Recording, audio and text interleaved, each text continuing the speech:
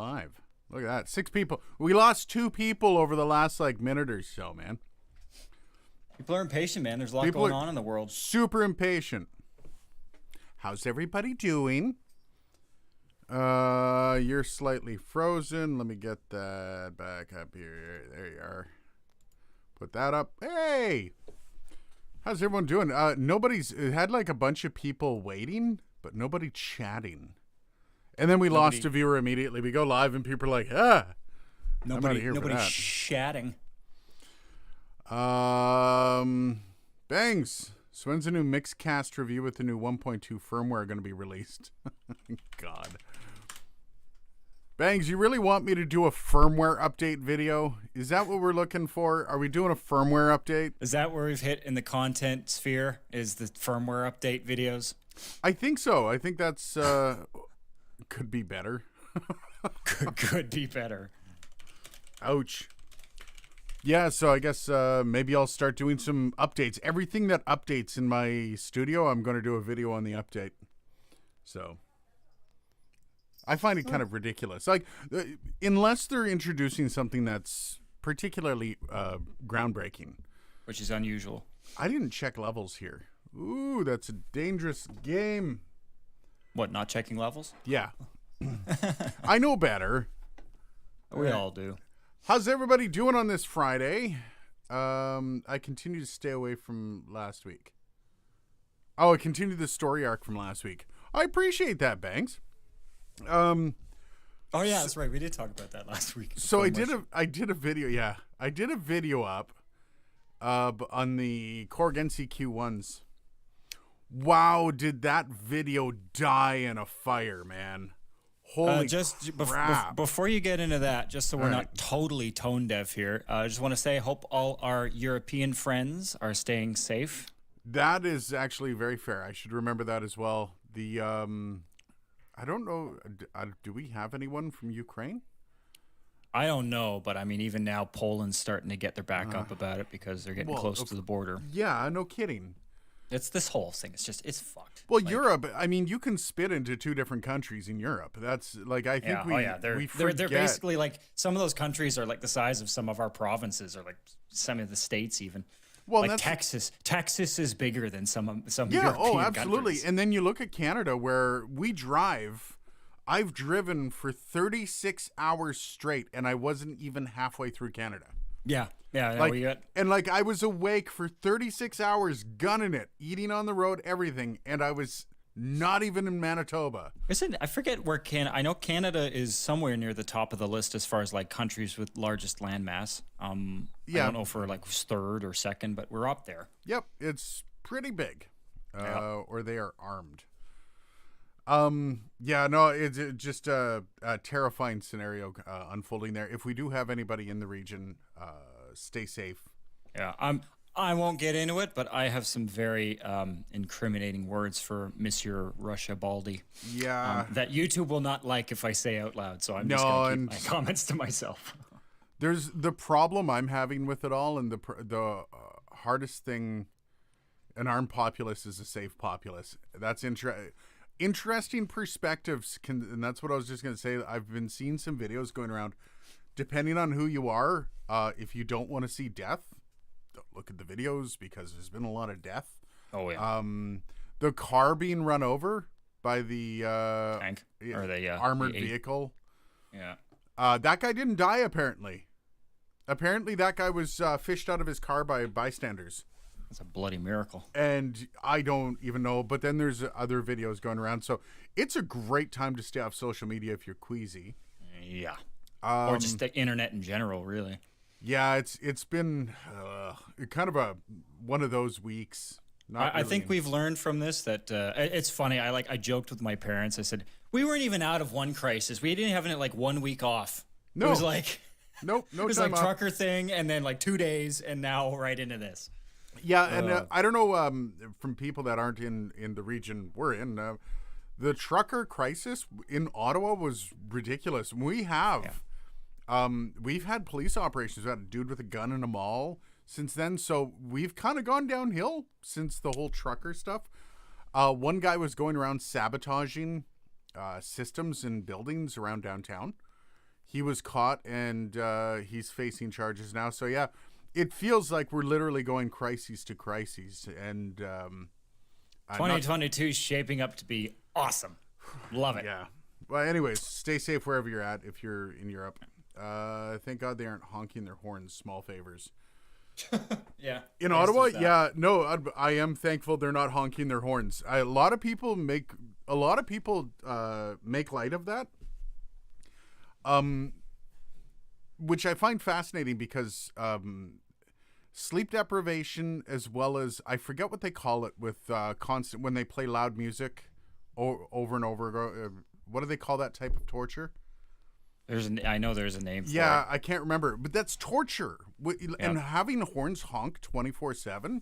Oh, especially like there's people that like get like easily triggered by stuff like that too. Oh yeah, so, like, you're giving people like PTSD, flashback, shell shock. Like oh yeah, absolutely. Like when you're trying to sleep and there's horns going off 24/7, and a lot of people are like, "Oh, come on, well you're just a little uncomfortable." It's torture. Like it's a proven torture method. It's to not anyone that says that, I say fuck you. That's my response to those people. It's been I don't even engage anymore with that kind of crap because it's just. And we've pretty much turned into the States. I mean, our country right now is kind of split straight down the middle on this whole issue. And I mean, Canada never used to be nearly as partisan politics wise as it is. I mean, both our parties used to be pretty central, and it seems like Okay, I'm gonna try to do this name Necrocodilu. I screwed it up. Sensory overload. It is kind of a sensory overload, but they've actually used in Guantanamo. They used types of torture where they'll play loud rock music over and over and over again, and a lot of people are like, "No, dude, loud rock music."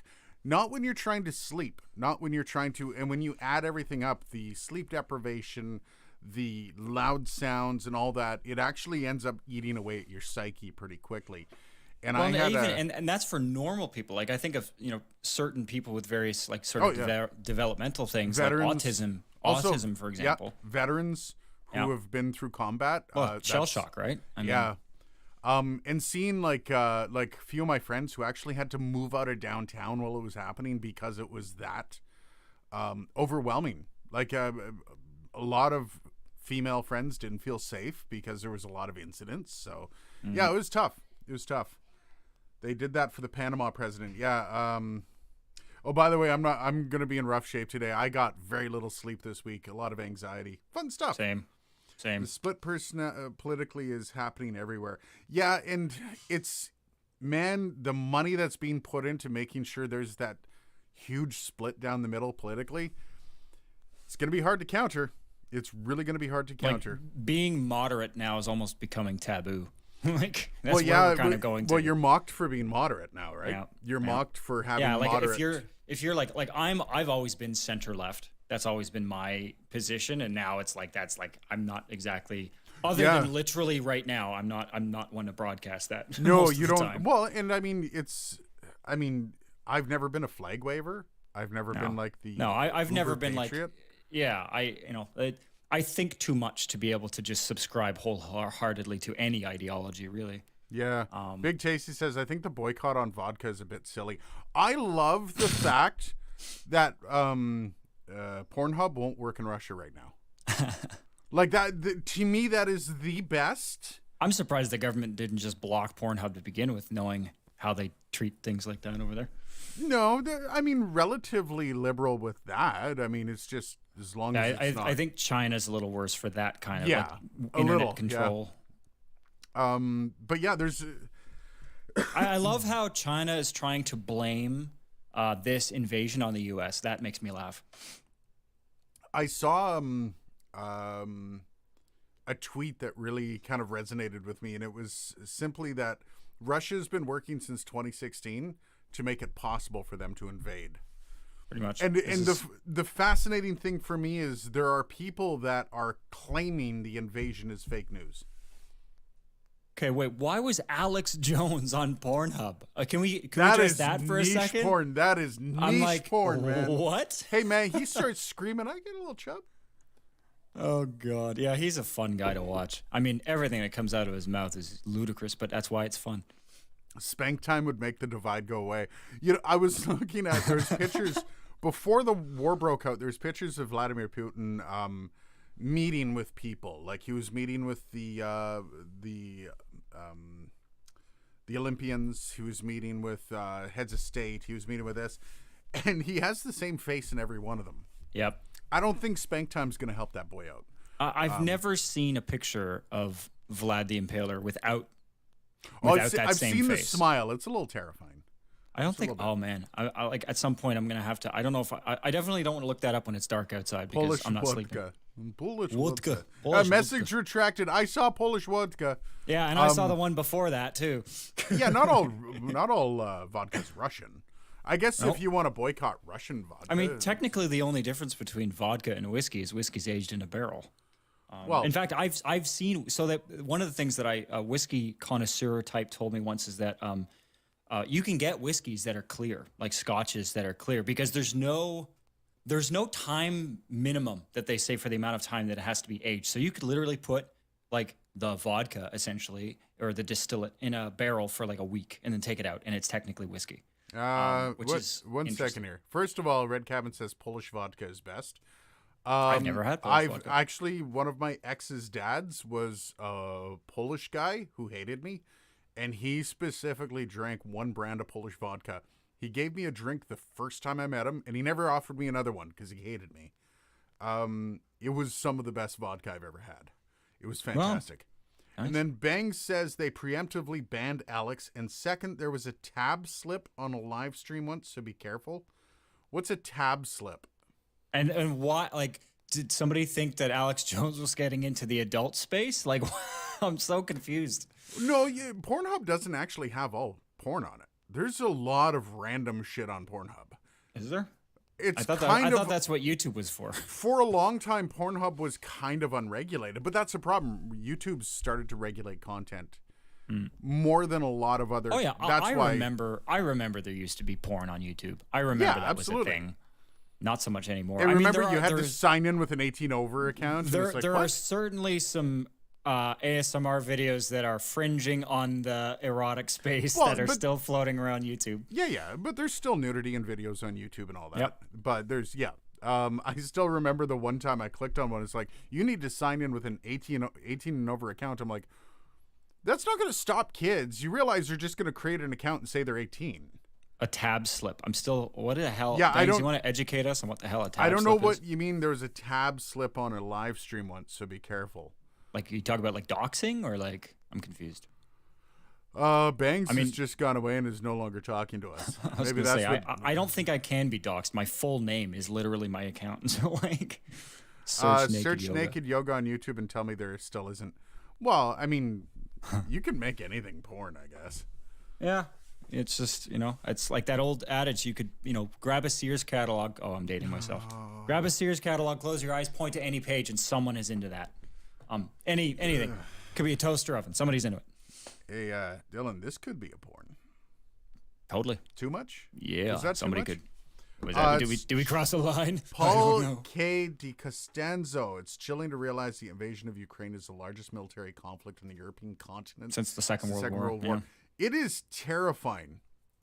And especially now Oh. that Trump basically got Putin to pull out of the INF treaty. So Yeah. now technically there's nothing stopping the U.S. other than mutually assured destruction. There's nothing stopping them from bombing each other. Bangs, that's interesting. There was a tab slip on a live stream. So what tab was up? And which live stream was that? I'll actually go back and look at that because I can cut that out. But I never have tabs open that aren't. Like I'm looking right now. I also don't share my screens. Yeah, have I shared my screen in a live stream? Maybe once, I think, because didn't you pull up I know we did on Black Friday. Yeah, remember we did our Black That might Friday- have been that- Black Friday. But here's what I have open. Yugoslavia may disagree with that. Yeah, ouch. Depends. I don't know the numbers of what's going on with with Ukraine and how many soldiers have been dispatched, but I know NATO's getting the force together to try and help somehow. so my tab's open right now. I have Ottawa weather, Universal Audio website, my website or my email for my business, Aiden at Dark Corner Studios. Then I've got an email that you can't see the name, email you can't see the name, and Social Blade. Oh, I get it. Alex Jones. So they blocked Alex as a user then. Oh, Alex had a tab he accidentally shared. Yeah, so they must have blocked him not as a creator, but as like a user. I'm like, well, that's a little. Well, okay, if you're live streaming, you got a Pornhub open in the background. Yeah, that's. Who keeps the tab open? Who keeps the tab open? I don't have any sympathy for the embarrassment, but I think blocking him as a consumer because his views are weird, that seems a little. I don't think unethical. It's weird that people watch porn. I don't think it's weird. I don't think it's weird. I think it's weird that you'd keep the tab open. Like who does? Just keep your tabs open all day. Close the bloody porn when you're done, man. Yeah, like save it as a favorite or something. Like it's not hard. But yeah, no, I don't know. Danny says Alex Jones rocks. I use Alex Jones whenever I solo to my morning show, so my co-host wouldn't be there. I would get clips of Alex Jones completely losing it, and he would be my co-host, and I'll just say, so what do you think of that, Alex? And I'll hit play, and then him be going, and I'm like, oh, we're going to check back with Alex in just a few. It was amazing. One of the best bits I had going on. Stellar content. Did you put that up on SoundCloud? Well, no, because it's content. It's got Alex Jones in it, right? So you can't really post that, but it's so hard to do a morning show when your co-host goes away for the day. So you're I mean, Alex, the leg is promoting his show. Oh no, he would probably have it taken down off my platform immediately. And that's fair. If Alex Jones was using my stuff, I'd probably ask him to not, please. His crazy was top tier crazy. Okay, Alex Jones is an act. I'm sorry, like there's no. It's a shtick. It is a shtick that makes him a lot of money, and and the funny thing is, it's kind of like Rebecca Black.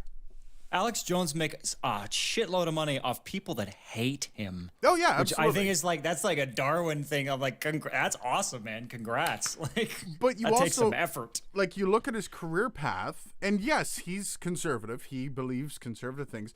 No kidding. But he also goes that step further because that's what people tune in to hear. People don't tune in to hear a conservative-leaning talk show. No, he's like a hyper-conservative, hyper-libertarian, like anti-government but super traditionalist kind of guy. Bangs. Be aware you cannot say positive things about Jones on Facebook or you get banned. Really? That's neat. That's kind of cool. Come on, Alex Jones is the best. I'm not saying anything negative about Alex Jones. I watch InfoWars just because it's lulz. But and that's the thing, right? Like it's, I'm not saying anything negative about anyone because I don't want the conversation. I don't care.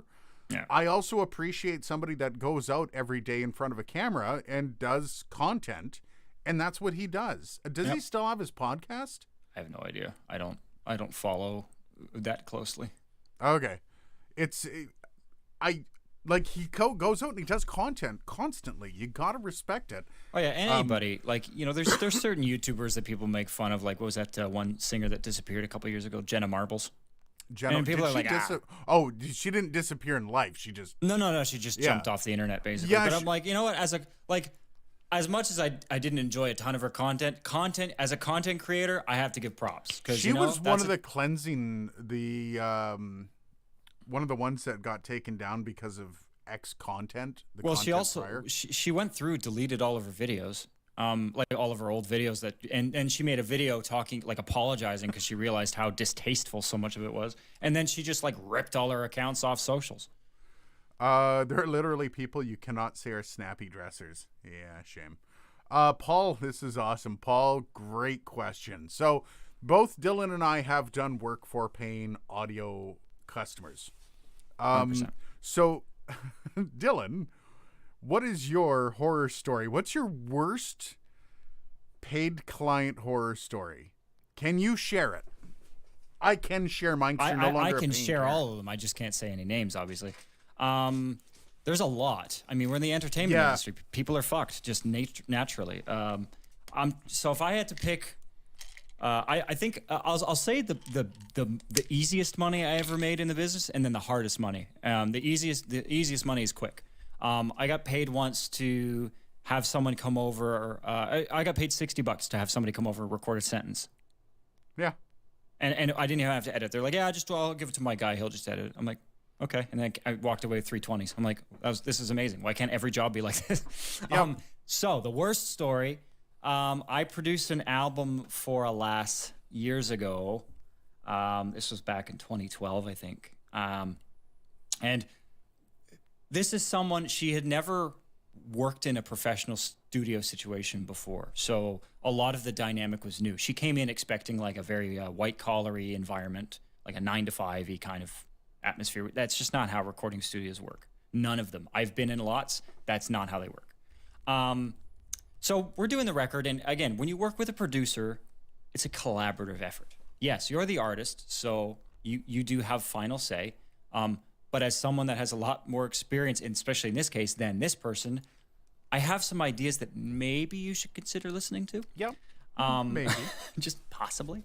And I remember at the end, it was one thing where, like for me, this is going to sound a bit finicky, but for me, a big, really important thing about a record is the ordering of the tracks. Oh yeah, storytelling. That's a huge thing for me. And so in her case, she wanted to order the songs in the order that they were written. And I'm like, okay. I mean, but there was no sonical. There was no sonic flow. Yeah, like there's got to either be sonic or story flow. Yeah, first song, last song, really important. And then I can almost hear, like I remember when I was a kid, and there was a few albums that I would listen to by completely different artists, and the sonic template of the dynamics were almost identical. Like the first song was a hitter. The second song was high energy, but not as anthemic as the first one. The third song was quiet. The fourth song was loud. The fifth song was quiet. Like it was the same template, and it worked. Yep. So we had this huge argument, and she's like, well, what the fuck do you know? This isn't your album. I was like, well, my name's on it right beside yours. So it is both of our albums. And also, we were on a producer-artist development agreement out of PATA, as we call it. So I wasn't even getting paid for this record. So you can't even say that you're paying me, and therefore I have to do what you're telling me to do. Yeah. Which, you know what? If you want to make that claim on a $20,000 buy, sure. But when you're just paying me the royalties, which are probably going to be nothing because you suck at writing songs, I'm like, yeah. So I'd say that would have been my biggest horror story. And then we kind of came out of that. And again, I was very nice to this lass. Yeah. Because I'm like, I'm going to kill you with kindness was my attitude. And I remember she would send me these angry voicemails. I'd reply to them. This was obviously before Facebook and stuff were kind of really a thing. And I remember she came back to me. She's like, "Okay, I think I see what's happening." She's like, "You're like you're trying to be less like." She's like, "I figured this was going to be like you're a contractor that I've hired, but this is more like you and I are friends kind of thing." I'm like, "Yes, absolutely." There, 100%, even including that client, I have never come out of a record with a client where we're not friends at the end of it. When you're that close to someone's creative process, their heart and soul, it's impossible not to have some kind of a platonic connection. Or you hate each other. There's two ways it can go. I'm very fussy about projects, so generally, like if it's something that I'm just really not into by the demos, I'll be like, look, you're better off with somebody else. This ain't my cup of tea. Yeah. I had that with a very like a boy band approached me years ago that wanted to do like this kind of hip hop pop stuff, and I listened to their demo and I'm like, no. Could I produce this? Yes. Would I enjoy it? No. Would I do it justice? Probably not. My worst paying client I was the producer of Two Girls, One Cup. Or Two Girls, One Mic. Wow, did I just say that? Two Girls, One Mic. On the topic of porn. On the topic of porn. But they do a podcast, and I produced some episodes. They reached out. You told me about that. Yeah, and their podcast is about them interviewing porn actors, and that's all it's about. And it's actually a fascinating concept, and it's basically it took off because it's two women talking about porn, and everybody loved it. So they contacted me. I think they were on episode 12 or something. They're like, "Dude, we need a producer. What's your cost?" And so I said, "Well, I'm $90 per episode for a finished hour." Yeah. Which is not bad at all, really. No, it's actually relatively cheap when you think about the amount of work. But they didn't like the price, but they liked my editing. So they're like, "Okay, we're going to go with you. We're going to see how this relationship goes." and I got about 4 episodes in, and the one girl loved me because I was doing all the stuff that she had to do. The other girl hated paying me. Like, hated paying me. So they found somebody to do it cheaper. And they called me. They're like, yeah, so you know what? We're going to try something else. And I'm like, that's fine. That's perfectly fine. That's business. I don't, like, it was 8 hours I was putting into each one because they needed every removed from there. See, if you had Descript, This was before Descript. Obviously, yeah. But they wanted every removed. Even the partial part of the word, they wanted it all removed, even if it sounded stupid, because she was super hardcore embarrassed by saying all the time. Anyways, I'm like... I mean, I can't blame her. I'm mired in the crap doing this, and I'm like, whatever. So I walked away, and I was fine, and then I got an email going, hey, my partner really doesn't want me to call you, but... we really need your help because the new editor can't do this. What had happened was one of the co-hosts, their microphone went out halfway through the interview, and the laptop kicked in, and it was a laptop microphone mixed with a regular microphone for the rest of the show. I had to de-reverb the whole thing and do a bunch of stuff to it. And so I told them it'll be $200. They're like, well, we can't pay that. I said, then I'm not doing it. And they're like, okay, here's the money. And I did it for them, and they never messaged me back, never got anything. So I'm like, whatever, moving on. But it was doing the edits, because most of the porn stars would just get on their laptop and use a mic on the laptop. They wouldn't use any headphones, anything like that. The audio was hot trash. So... Bang says podcasters are the worst. I stand by that. Did you get any sense of why this host B had such an issue with you? Because it cost money. The money was the whole issue. You can't run a business and not pay for things. But, I'm sorry. But here's the thing, and they were blowing up. They got a hold of me because they were blowing up. Two women talking about porn podcast is going to go to the moon. And I'm pretty sure there's still quite a ways up there, too, if you look at the rankings. But RX is magic, but that's hardcore magic. And I did the best I could, and I got them pretty decent, but I'm also not going to make it sound like a studio recording. Some of the best podcasts I've heard sounded like shit in the beginning. Whatever. Deal with it. Learn how to treat your space, learn how to use a microphone, and your podcast will get better. I'm not here to make you sound like you recorded in LA studios. Screw that. And for $90, you're getting my time. Yeah. And if you want every removed, well, that's a lengthy I thing. hated that. I hated that whole experience. I hope they're doing well now. They seem like nice ladies. Speaking of which, on just following up on that, great segue. We just started using Descript at work. Oh, really? I have to say, when you first described it, and even when one of our creative directors in Toronto first described it, I was skeptical. As one of sort of the company that I work for, as main technical people, I was like, I'm not buying it. But then we actually had a sales session with one of the guys showing us everything it could do, and I've used it, and it's creepy. Oh, it's a lot of people think that, like, when I did the video for them, people think that it's kind of a one-trick pony. Descript is a platform, and they keep. It's funny. The guy told us, because I was throwing questions at this guy.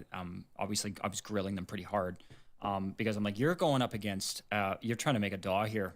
You guys are going up against companies that got 20 years on you. What are you doing about it? And the guy's like, we're working on it. He's like, we hope and just the features like studio sound, the ability to use AI to enhance audio, which by the way is fucking terrifying. How good it works. Sometimes it doesn't work well.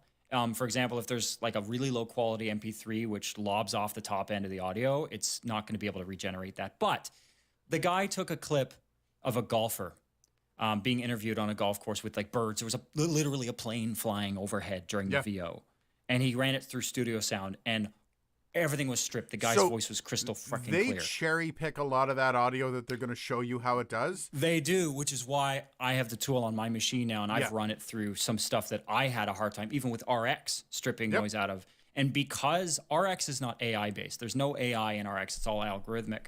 Whereas everything in Descript is AI based. One feature that is creepy is the overdub feature. Yeah, well, that's the one I did the video on. Yeah, the overdub feature, we talked about it ad nauseum in a closed door conversation last week, and it raises a lot of ethical questions. Well, not really. Absolutely, you can use an announcer for shit. Okay. And they're not working for you anymore. Yeah, but you still have to get somebody to program the announcer to say things. Yeah, it's called typing a script. Yeah, okay. So, but here's the thing when it comes to that AI is, one, if you want to do a bit on the radio, a bit along the lines of the Jones bit that I did, who's coming up with that? Radio show hosts aren't their voices. Radio show hosts are their personalities. Well, yeah, but we're more talking about not in the context of on-air use. We're talking about content creation, like advertising. Yeah, absolutely. But that's going to be a huge conversation going forward. Oh yeah, if you were doing an ad, for example, for the Conservative Party of Canada, which is getting increasingly more radical, and you had like an ad that had an endorsement from Donald Trump, and Donald Trump had no idea that he gave an endorsement. Wildly illegal, and new laws are going to be bringing in. Exactly. So here's a couple things. There have to be. FaceTime is actually very good on phone for people like that. Yes, FaceTime does have decent audio. Nuno Cosmos, how's it going, buddy? Bangs Naughty Bits. I think I mentioned this, but there were people that would use sent audition scripts at one point and then piece the final voiceovers from that. There are going to be new laws coming out over the next little while. There are already in place. So Beth, what's her name? Damn it. She's the TikTok woman. A friend of hers on Facebook. I met her at a voiceover conference. Is it Beth? I feel like a dick. The TikTok woman, that whole thing, lawsuits are going to be drawn up. If you use my voice for something and I find you making money with it, yes, there's going to be a lawyer coming after your ass. 100%. 100%. I would expect such. And the fun part about those lawsuits are lawyers will take them for free because they know they're getting a windfall in the end. You are going they'll take that pro bono. You are going to get fucked 5 ways from Friday if you try to use a person's voice like that. All it takes, when she found out, Bev Standing, that's her name. Oh yeah, I when know that name. Bev found out that TikTok was using her voice, lawyers lined up at her frickin' door to sue Tencent. Yeah, lined up at her Tencent's door. got lots of money. Absolutely. So as much as you might want to be concerned about your voice being stolen or, oh my God, don't worry. If it's being stolen for something that's not making money, who gives a shit? But if it's being stolen for something that makes money. But even like one use case that we talked about was, it's totally possible in, the next 10 years or so that you're going to get a call from your mom asking you for money, and it's not going to be your mom. Oh, absolutely. It's those kinds of small scale attacks that are going to be, because how do you catch somebody doing that? I mean, it's still like when it comes to phone scammers and shit and internet scammers, it's the Wild West. Well, more so concerned about voice ID, where they at one point you'd get a phone call and they would ask you a question and they would record you saying yes. My bank does that. Yep. And then so I never say yes on the phone. Because they need to have the voice print of yes. So like little things, but you're going to find over the next couple of years, there's going to be a lot more things like what Bev Standing's going through is going to write a lot of law. Well, because they're making headlines, and I mean, it's catching a lot of congressional attention. Big Tasty Ben, I'm working on my GED. Good job, buddy. That's nice. Definitely get that GED going. When I get into college, should I do audio school at a community college or do classes at broadcast journalism? I mean, broadcast journalism certainly looks more impressive 99% of the time. Depends on the type of program. If it's focuses on written word, which technically go to a credible college if you're going to go to journalism. If you're looking to do like broadcast journalism, if you want to be a news person, broadcast journalism is 110% the way to go. Yep. If you want to be a morning show host on a radio station, if you want to be the next host of YTV or whatever American, what do they have? Nickelodeon. do not go to broadcast journalism No. school. Go to an No, audio program at a community college. And that goes for anything. Like, where do you want to end up? I mean, there are some weird exceptions. Like, for example, I don't know what it is in the States with NPR, but in Canada, for CBC, it doesn't matter what job you're taking at CBC. You have to have a degree in journalism. NPR probably requires the same. Think about it this way. I would think. I generally consider NPR to be a little less pretentious, which is why I'm not sure. Maybe they... CBC is a degree from a recognized university, and Tom Green went to the same school I did. If you want to know, like, I took the exact same classes as Tom Green. Where did Tom Green go? Algonquin. He did the radio broadcast program there, dude. Oh, did he? Oh wait, no, I think he might have done the TV, but he did one of them. I feel like our old prof would have, knowing how salesy he was, would have been throwing that around every 5 seconds if he was in the radio program. Well, no, they threw around Trevor Shand. Yes. Yeah. And there was somebody else outside of what I love about the radio program at Algonquin, which, by the way, I'm going to be teaching the podcasting class again this year. Apparently, the full thing. Nice. They like to throw around the Ottawa talent. So the people that are that are famous in Ottawa on radio, they're like, well, did you know Stuntman Stu went to this program, right? Stuntman Stu, fantastic. Used to wear the chicken costume when he did the whole sign flippy thing. My son's hockey game. Yeah, he did all of the work. Those are the stories you get more so than the Tom Greens or the Trevor Shands. Bangs, the U.S. IRS system just issues requirements for biometrics to file taxes online, and had to back down to allow in-person interview to prove who you are. Happened this week. That's in person. I'm assuming in person. Yeah. Yeah, because having your government have your biometrics is scary. From a lockdown perspective of being hacked, probably going to be one of your better opportunities. I'd rather that than my bank have my. Realistically, and I'm someone's going to show up at my door with a gag bag for me saying this, but they already have everything they need about you, more than likely. Well, and that's the thing. So a lot of people don't realize this when you have a cell phone and use biometrics to unlock your cell phone.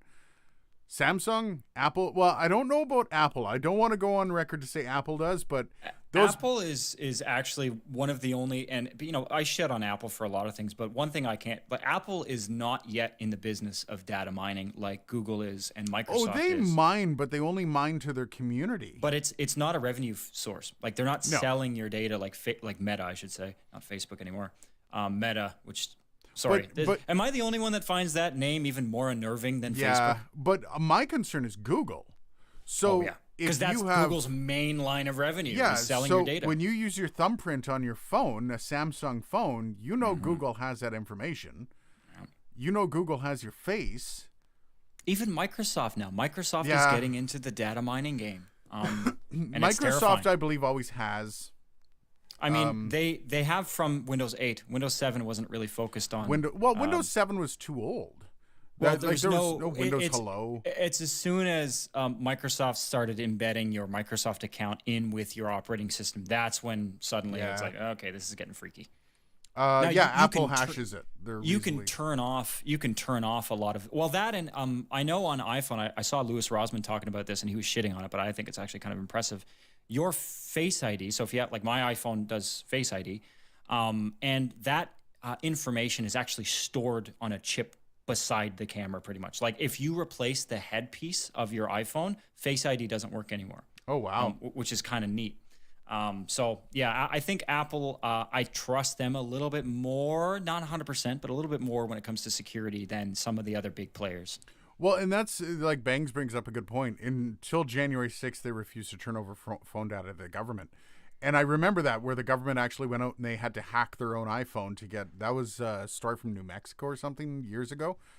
But when you're talking about national security, I don't think Apple's got much of a choice when it comes to. No, I mean, they could be court sanctioned into doing that. I mean, Apple has. Even I think about another great example of Apple doing shit like that is during the George Floyd riots when the National Guard was stepping in, grabbing people's phone. Apple released a software update like almost immediately that made it, if you hold down your lock button and your volume button, thumbprint and Face ID don't work. You have to log in with the passcode.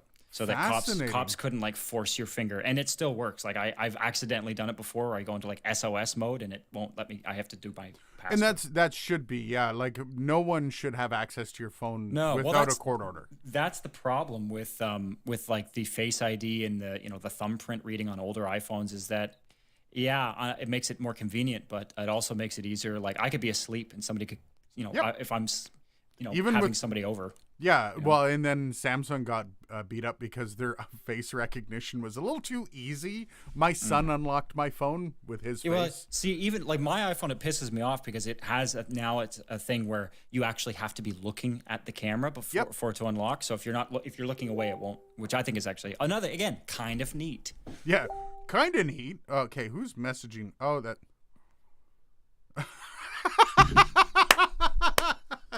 My wife just messaged me. She was hacked on Instagram. Not surprised.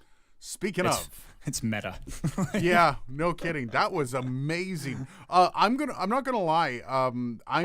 Just now. Just now. That was the dings you heard. If you were saying, I thought she like overheard what you were saying. It's like one point I was hacked on. Anyone watching the live stream would have heard the dings coming through. That was my wife telling me. I just heard them now. Yeah. I mean, that's not funny. That's horrible. That is horrible. It's a funny coincidence, though. That's a change every Facebook password at that moment. Yeah. I'm not gonna lie. I'm not one that shies away from sharing information. I don't. I'm kind of like I'm not that paranoid, honestly. Like Ben says I did not do that. It's not even that I'm not that paranoid. I don't really care. Like I don't have any. Like you want to know everything about me? Go for it. I don't really give a shit. You want to see my adult interests on the internet? Well, that's on you. Like I don't really care. Well, yeah, and there's no outside of the YouTube business where I don't share anything about the YouTube. I have my own personal life outside of YouTube that very little leaks into the YouTube channel. Yeah. Outside of that, like I don't have anything in my life where I'm like, oh no, I don't want people saw that. Oh my God. I also don't like. I do some banking online, but outside of that, I don't care if I have to activate Windows online. It doesn't bother me in the least. I don't share a lot with my laptops either. Like this laptop doesn't have my banking information on it. I have one designated. Like I don't even have my banking stuff on my phone. I have one designated thing, my one computer that is for banking. This is why I use Mozilla rather than Chrome I don't store Google. Passwords. Although. Yeah, Mozilla's good. A lot of the other browsers, the problem is like even Opera is Chromium based. Yeah. So even though Google is not calling the shots, it still makes me nervous because it is Google's infrastructure, kind of like Android. But I don't store passwords. I don't do that. I'll store passwords for the dumbest of sites, but I don't really do a lot of that kind of stuff. So I've never really I store passwords, but I physically store them in like a notebook.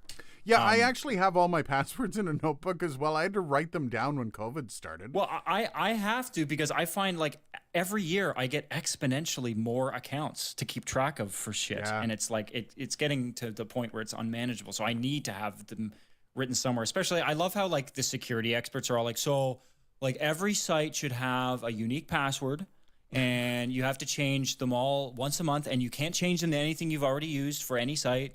I'm like, yeah, fuck off. I mean, yeah, that's best case scenario, but I'm not a fucking computer. Like, I'm not going to remember a 64. Oh, and they also say it's not supposed to have any, like, words in it that are in the English language. So essentially random alphanumeric characters. Yeah, I use alphanumeric and special characters. Yeah. That's what I use. Oh, yeah, I'm the same. But I don't, like, I don't know. It's just, so this is where I was going. When COVID hit, just before COVID hit, my wife and I did our wills up. And they haven't even been signed because of COVID. We did our will up. We paid an obscene amount of money to have a lawyer do up our will. And the one thing they tell you when you get your will done is make sure you have your passwords available to your partner. Because, like, for example, if something happened to me, my wife wouldn't be able to get the money from YouTube or the money from this or the money from that. Or even just to close certain accounts. Yep. Like if you've got recurring billing for stuff, and I'm the same. Like I do... In my will, I have an encrypted file on a physical hardware encrypted thumb drive that has passwords in it, and the password to that is in a strong box in my will, just in case, You never know when something like that could happen. So But they tell you that you should have some record somewhere that people can access. that people like, and where you also put it in the will where it is yeah. and what it is. And it's so that got me thinking. So as soon as COVID hit, I'm like, whoa, shit, COVID. I'm a big guy. I could die of COVID. So I instantly wrote down all of my passwords. Even though you've had COVID twice and you're still I've never had COVID. I thought you did once. No, that was my family that had it. I never got it. I never got COVID. Really? My wife had. Okay, so I think I've said this before. So my wife got it December 22nd last year. And, the year before last year. Or the year before last year, yeah. Sorry, it all blends in. So yeah, it really has. And I was like, I slept beside her for 3 days. My daughter had it first. I put my daughter down, like I laid beside my daughter. Did not get a breath of COVID. Like, I don't know how. Like, I'm like the poster child for dies of COVID. Like that was the, everyone was like, oh, comorbidities. I'm like, well, I got a couple of those. I think I stashed some in my back pocket. That's interesting what Bangs is saying. I don't have an Alexa. I have a Google Home, and I have metered it and have confirmed that when it is not listening, there is no internet activity going to and from that unit. Fascinating.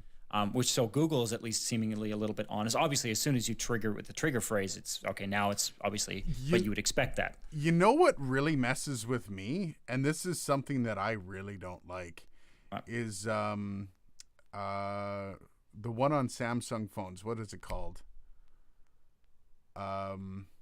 What's their Bixby? Bixby?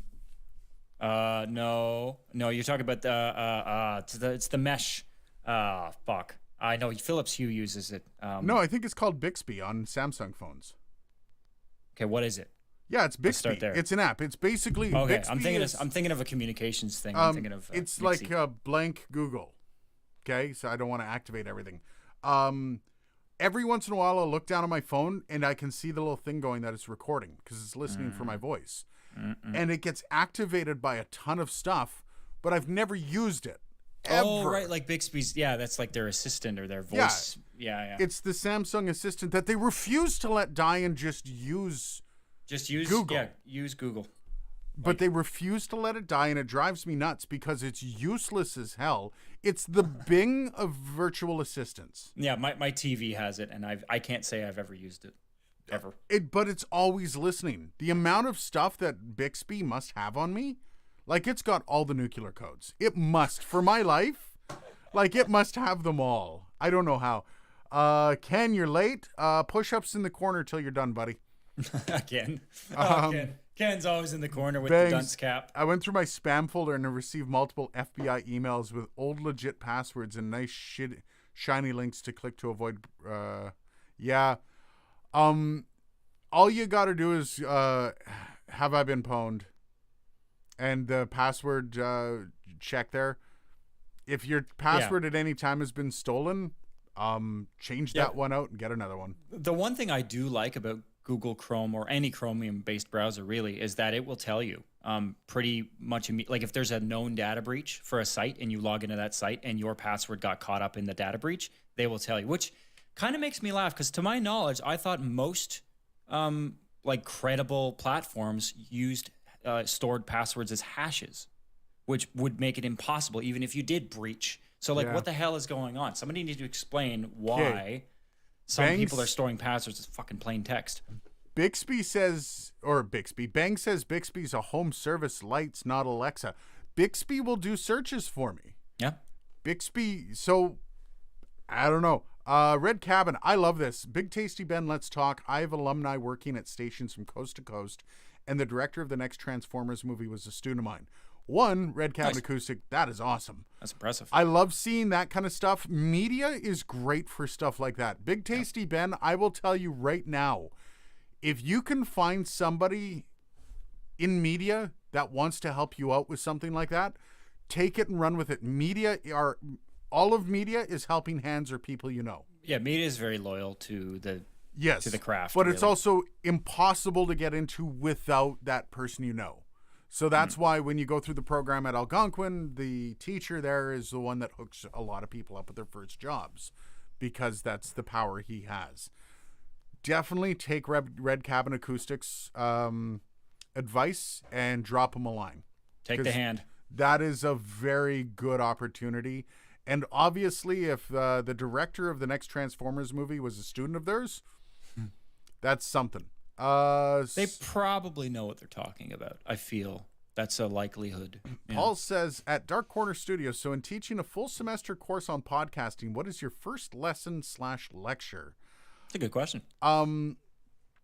Creating content, basically. The concept of how to come up with an idea that is something people want to listen to. It's pretty basic content for media. It's pretty basic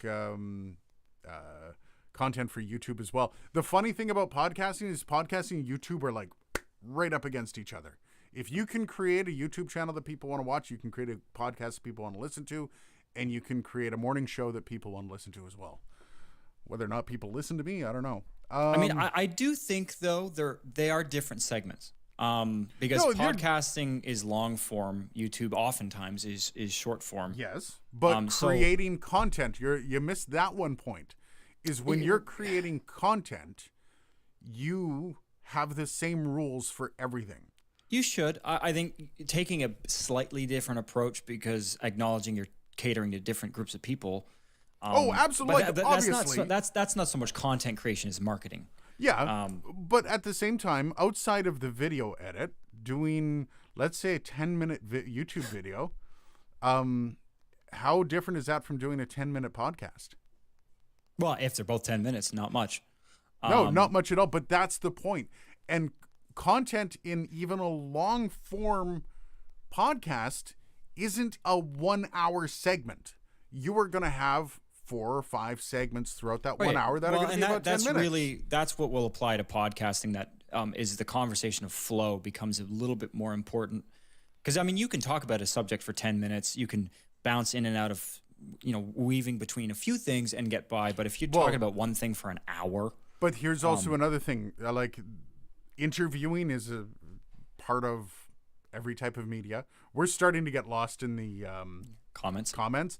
But interviewing is a big skill set to have if you're going to be a podcaster. Or just a broadcast person in general. And a lot of the people getting into the podcast course want nothing to do with interviews. I don't want an interview. Yes, Bug? Oh, not me. So there's a lot of things in the first lesson that are teaching you to temper your expectations and just learn the shit before you get into it. And I've had the last class I did, there was one particular student named Steve who blew me away with a podcast that if he decides to go that route, he's going to make a lot of friggin' money. One of the best storytellers I've ever met. Use a password locker. I've never used a password locker, but that's not a bad idea. Dimebag Darren's in the house. Hello, boys. Ken, I was working on an intro outro videos in OBS Studio.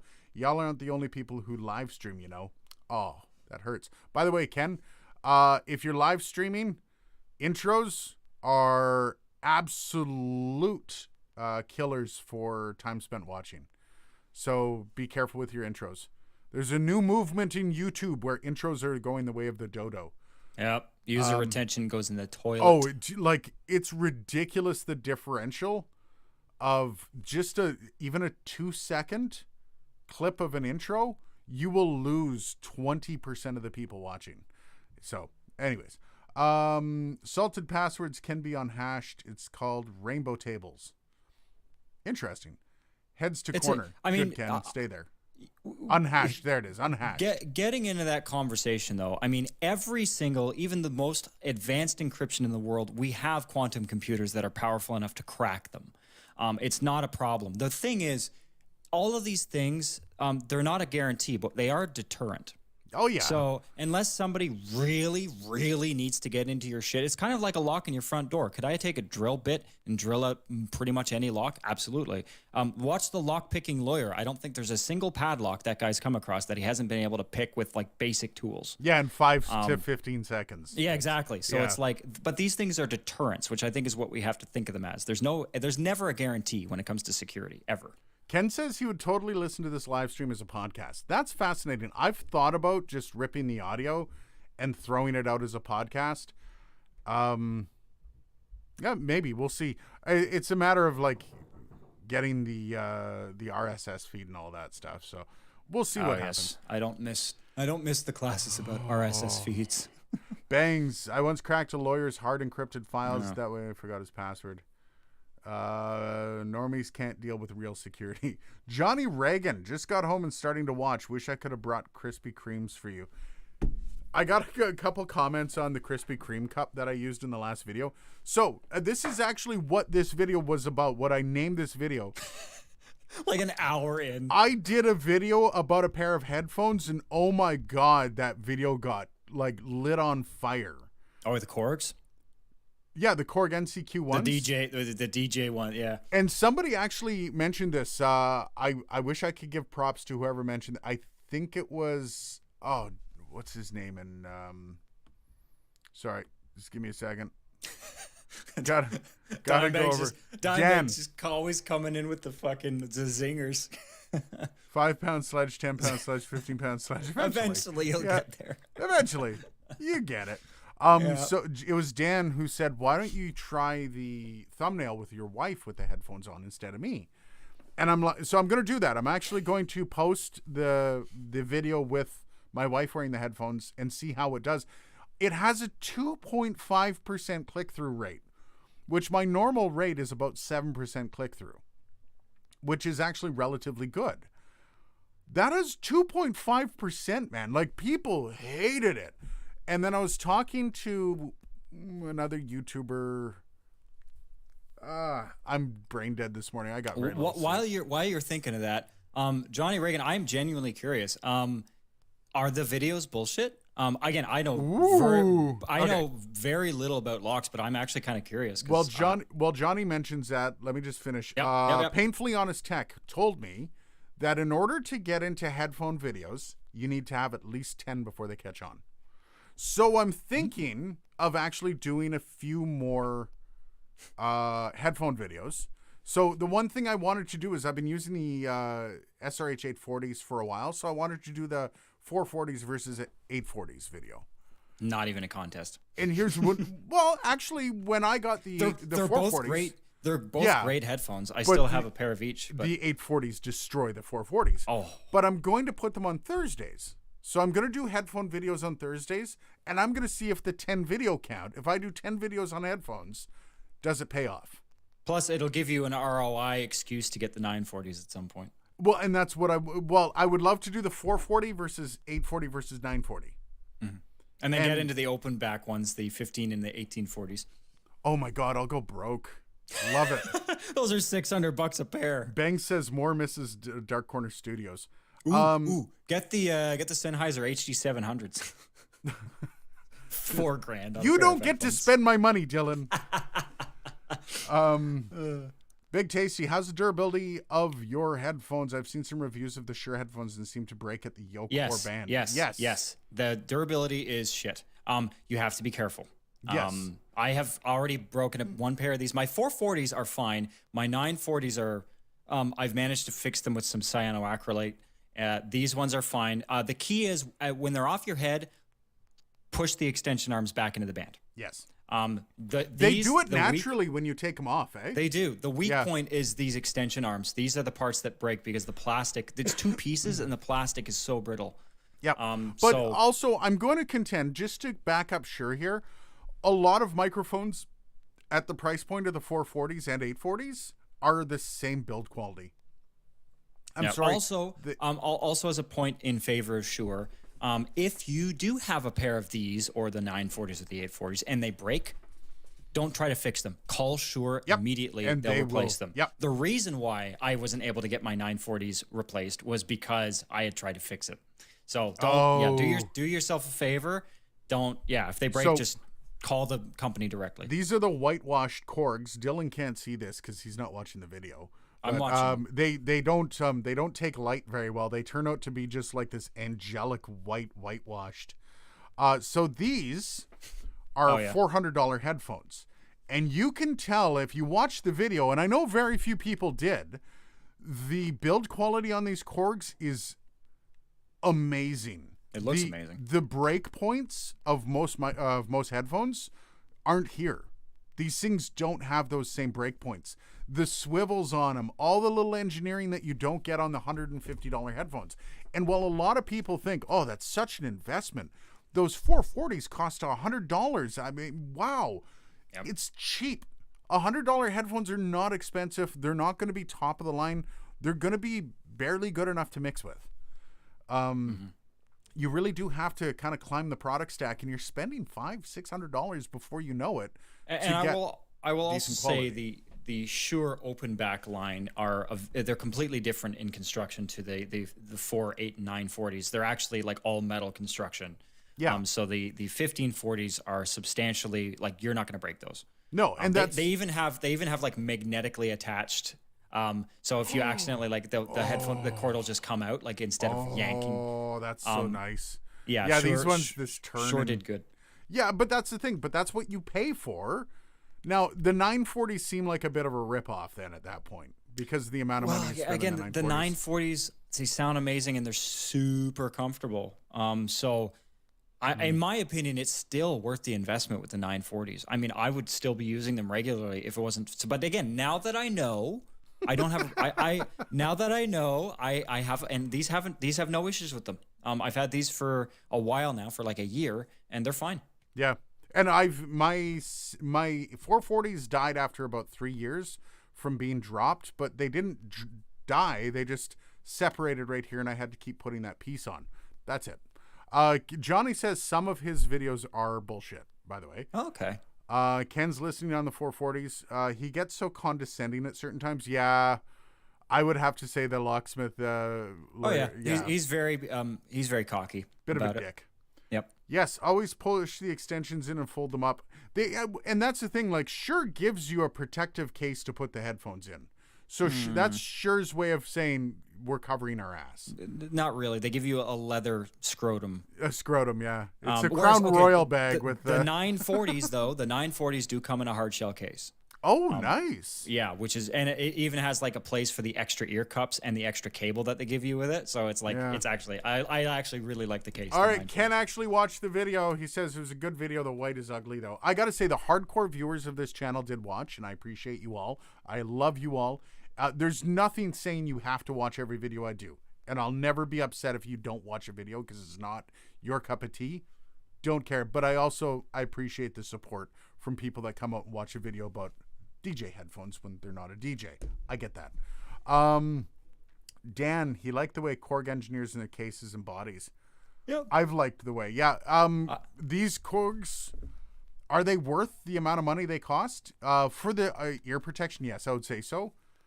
But damn, the difference between these and my 840s is night and day. These things, the Korgs kill the Shures in almost every department. Even audio quality?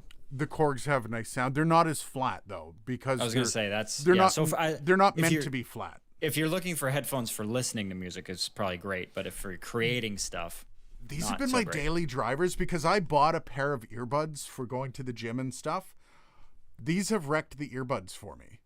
And these only cost an extra $100 more than the earbuds. Well, earbuds are also generally trash. Yeah. Unless you get into in-ear monitors, which are a completely different set of category. But this thing I can even answer the phone with the Korgs. Mm-hmm. Like it's Bluetooth. Yeah, I kind of wish I could do that. I wish that these Shures had a microphone integrated. Yeah, this thing doesn't. This thing has the microphones. I've never tried it with a phone call to see if they work, but we'll see. All right, so Ken, I bought some velour ear cups for my 440s and a neoprene headband cover. I wear them for hours. I need to get the velour ear cups for the 840s that I have just to feel that. I want to feel it once. Although when you buy the 940, you get an extra velour cup, right? You get the extra velour cups. Yep. Yeah. So I'll just buy the 940s and then I'll have actually hang extra. on. Let me check. Okay, I still have the case. Paul, you mentioned that most of your students are totally averse to doing interviews, but why? A lot of the kids going through the radio program, when it looks at podcasting, when it looks at stuff like that, they want to do the bro podcast. They want to do the podcasts where people are just like sitting around talking about beer. By the way, just so you see, this is the shit. This is the case. Yeah. It's pretty sexy. And then inside the headphones, because the pivot on the 940s is very different, so they can store them like that, Oh, yeah, nice. which is kind of sweet. So let me just finish this thought off with Paul. So a lot of the kids don't want to do the interview because they just want the I don't even need to edit my podcast, man. Oh, we sat around and we talked about beer for 3 hours and it was awesome. Well, I prefer my content to be unedited anyways. Fuck you. That is probably 80% of the people that are in that program. Kind of an idiot idea. And that's fine. Other people just wanted to spew their emotions onto a microphone. Cool. It's like, no one's going to listen to it, but that's cool. Hey! You do get velour ear cups. I knew it! And an entire extra like gold-plated cable. Yeah, no, Shure actually did pull out all the stops with the 940s, other than the fact that I'll buy them has- just to do the review video. it still has this fucking band. Yeah. By the way, how's my? I'm curious. How's my audio video sync right now? It's perfect. You know what the funny thing is? What's that? I'm doing video on my phone. Oh, the nice. audio- yeah. So right now you're totally mobile. Oh, that's amazing. Yeah. Oh, yeah, I your just sync wanted to is test it perfect. out because I know my my camera on my phone is better than my webcam, so I think I might do this now. It's a little easier. Is the audio going through the phone too? No, the audio is going through clean feed on the computer like it usually is. Beautiful. Yeah, but you Yeah. can clean feed through your phone. That's why I was curious. I can, but I can't plug the mic into it. Yeah, At I least- did. at That's least why I was not- asking whether or not you're going through a mic because I was like, least- damn, that audio is great. Well, you tell me. Am I going through a mic? Ken, oh no, Dimebag says, I have Audio-Technica MS40FS. The FS are fantastic. I had the old MS50, or no, I had the MS40FS as well. The ear cups disintegrated to dust. That's the only thing I hated about them. I love them though. They were fantastic. Ken, I always do understand how much work you do, and I didn't subscribe to ignore what you do. Thank you, Ken. I love you, buddy. I didn't watch the last sponsorship vid and only half of the mic arm video. I have. Oh, And the this is a- sponsorship so- vid. Okay, so the mic arm videos. This is a funny thing. So I did the video on the Rode PSA 1 Plus, which I kind of wanted to do because it's a great boom arm. Like it's fantastic. They did a lot of really cool creature comfort updates to it. But I also got the Warm Audio boom arm videos done. It was going to be happening for Monday, but doing a couple boom arm videos and the headphone videos have kind of tanked the channel. I'm literally like, my channel's starting to trend downwards, which is fine. I really don't give a shit. But then I'm like, maybe I don't throw the Warm Audio boom arm review coming up this Monday. So I went out and I bought an NT1. I was Nice. like, you know what? I'm like, I've always wanted to get, I've used them before. I love NT1s. But I needed to, there's two videos I wanted to do, one of which was the NT1 versus the NT2A, plus the Lewitt and all that stuff. But I also wanted to do like the top mics to start a VO career under $500. Or actually, I think I'm making it under 400. And the NT1's on there. And I didn't want to do that video without having the microphone with me so you could hear it. So I bought the NT1. And I'm like, you know what? Fuck it. I'm going to get the NT1 versus the NT2A done before Monday. So that will be up on Monday because, damn, I don't think I could take another boom arm video. Like, literally, I think another boom arm video might sink the channel completely. Ken. I love unedited organic podcasts. Why the fuck do you think I watch you guys? Ken, you know what, buddy? And that's okay.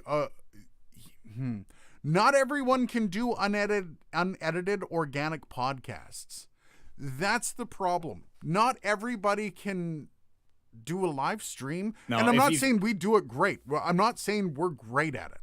If you've got an addiction to filler words, live content, unedited content is not for you. Also, constantly being on. This is exhausting to do. It is. Doing I get out of this and I have to like go in and hide in a closet for like an hour after this. Like For a morning show, like when I do the morning show, which is unfiltered, it's shorter segments, but it's for unfiltered. 3.5 hours. I do it for 4.5. I am What's done. the time frame? 5:30 to 10? Yeah. Oh, interesting. I am done by the end of that. It's exhausting to do this and to be able to keep that going on for even the hour on a Friday afternoon after a long week can be really tough. And a lot of people, the first thing that slips for a lot of media or for a lot of people in media is their ability to vocalize stuff like emotions. And so, yeah, just how well can you articulate your thoughts? Well, like, look at me on a Friday when I can't remember names and I'm like, I'm sorry, guys, I'm Yeah. exhausted. The first thing to go is that recall all the vocalizations of emotions. All those frontal lobe things. Yeah, not crying. Not crying. Two drunk guys talking is a very popular genre. Yeah, and you know what? But that's, again, take a look at why those are popular and the people that are doing them. And a lot of people's podcasts, when they want to do the two drunk guys talking, we're getting, dude, bro, no, bro. And it's like, oh man, 5 minutes in, It's and I'm like, basically listening to. I don't know if you've ever heard, like, even sometimes one drunk dude on a podcast. Like I sometimes listen to Bill Burr's thing, and it's just him ranting his thoughts out loud. Like there's no format. It's just, I mean, some of it is blatantly hilarious. Skill set to that. The ability to rant and make it entertaining is an incredible skill set. Do not look past that. And that's a lot of things that a lot of people don't understand when they're getting into doing podcasting. Is everything is a skill set. Editing, producing, being the host is a skill set. Hosting a podcast isn't easy. You don't just hit play and go, hey, what do you want to talk about?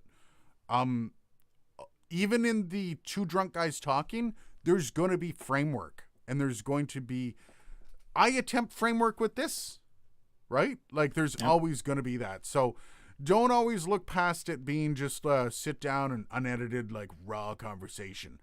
Also, Dylan and I talk, and we kind of know what we're going to be talking about this week, right? We know where we're going to be going. Plus, we know each other really, really well. Mm-hmm. And when you know each other and you can play off each other and you can have fun, you can actually get a decent listenable product.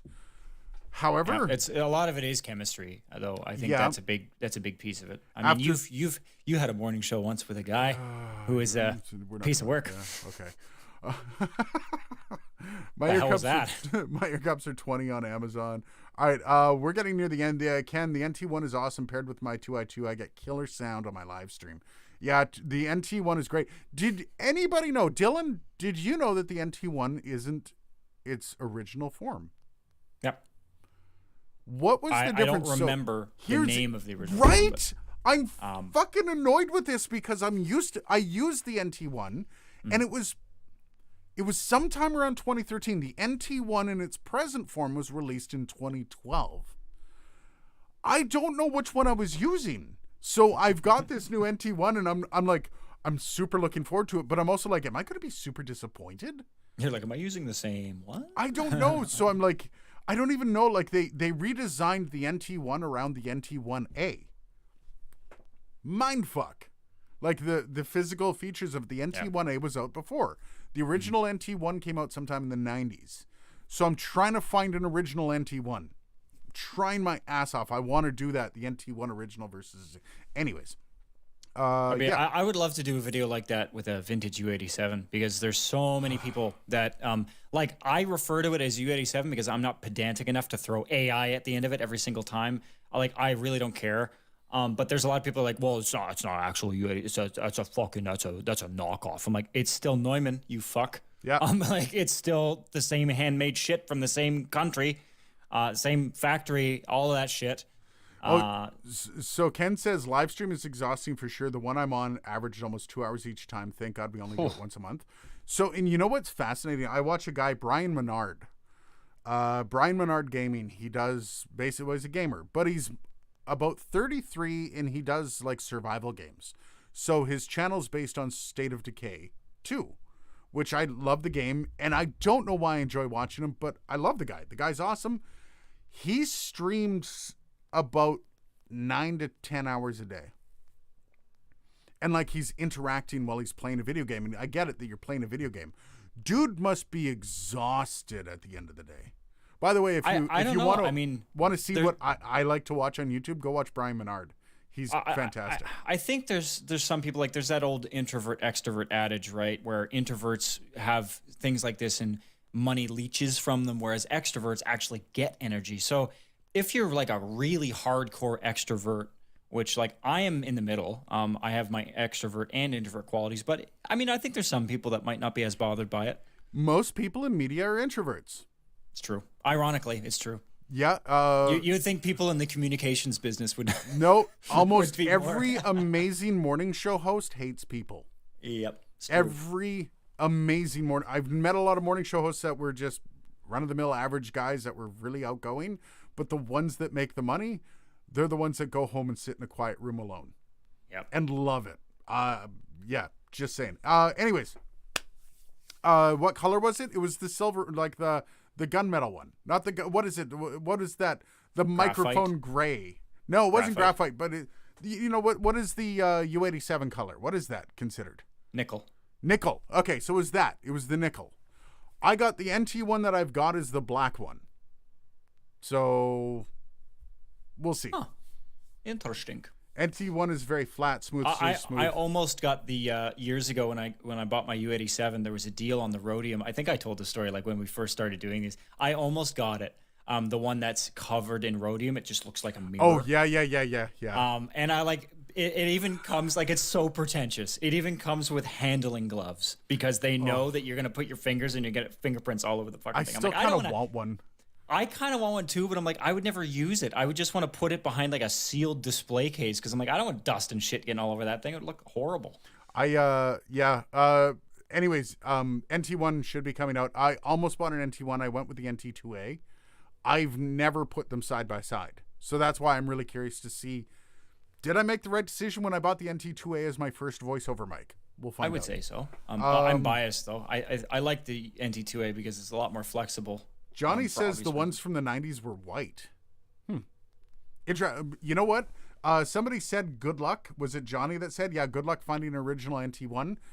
I look out to you, Dylan, and I say, if you think you could find me an original NT1, do you have contacts? I'll ask around. Okay. I do. Even if it's to borrow, and I'll even put money down just in case. It definitely will be a borrow because mics like that are not like people keep. Well, it's kind of like good luck finding a vintage Neumann U47. Right. Those don't. You're not gonna find one of those on eBay. Well, it's when I got the U89i, which I still have, by the way. That was like there was no question about was I going to buy it from him? No. It's a vintage U89i. It's 23 years old. There's no chance in hell. The Discord link is expired again. God damn it. Big Tasty, you know what? I'll get that going. Cheers, guys. Thank you very much for joining us. We'll see you next week.